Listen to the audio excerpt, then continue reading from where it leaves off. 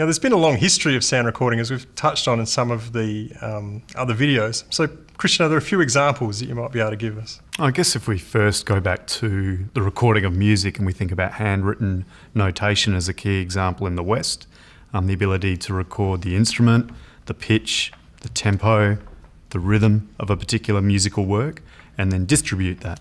That's obviously tied into the printing press and later on the computer and the ability to represent music in a notated form. Now that's obviously just a symbolic representation. It's not actual sound. The first time we'd actually see recorded sound would be in 1860 with the phonograph by Leon Scott, where he was able to record the waves of sound onto paper. But again, we're only recording it, we're not actually playing it back. So if we move forward to the latter part of the 19th century and we think about Thomas Edison's invention of the phonograph and its ability to not only record sound but also play that sound back, that's probably the crucial example in this particular course. So that leads us into sound recording. What is sound recording? I guess primarily sound recording is about taking what happens in the physical world, i.e. sound in the physical world, and encoding it in some way. Notably, there are two ways of doing that. There's analog recording, where you take some kind of physical measure of that real-world sound and record it on a medium. So typically that might be, say, getting an electrical signal and encoding it, say, on vinyl or tape. And the other way of doing that is digitally.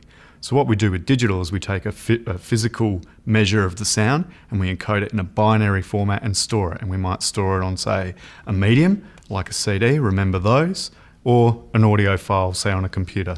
So how would you describe a common way of approaching sound recording? I guess there are several common ways you can record sound.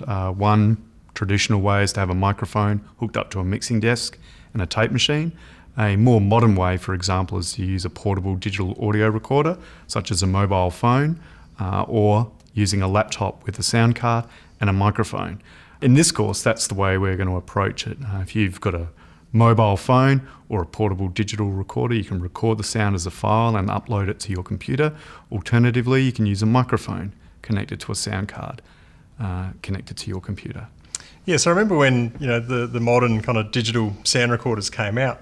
One of the interesting ideas of those, and again they're exemplified by recorders such as like the Zoom recorders, for example, is that they really were like a point and shoot camera that you could actually almost they're quite simple to use and you could really capture sound very easily. Whereas prior to that, the equipment had been very expensive and to do field recordings especially was quite difficult. That's right. Everyone has access to a mobile phone these days, or most people do, and you can actually do some very high quality recordings with them.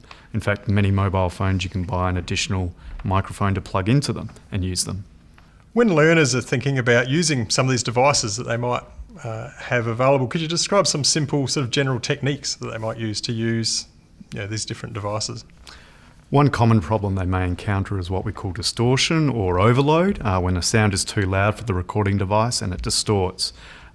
Traditionally, that hasn't always been a problem and sometimes a desirable effect in some recording situations.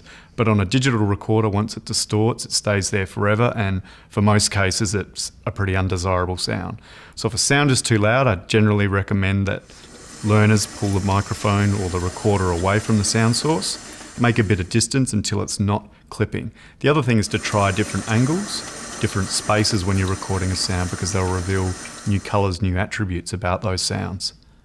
Yeah, I remember in the analog recording studio, for example, you'd always aim to run the VU meters in the red. So the actual distortion of those kind of recording mediums was actually really a desirable attribute. Absolutely. Soft and warm. Yeah, but certainly, on digital devices now, it's very important when you see the meters, say on your phone when you're recording, to keep them below the red. That's right, otherwise you're going to have to re-record.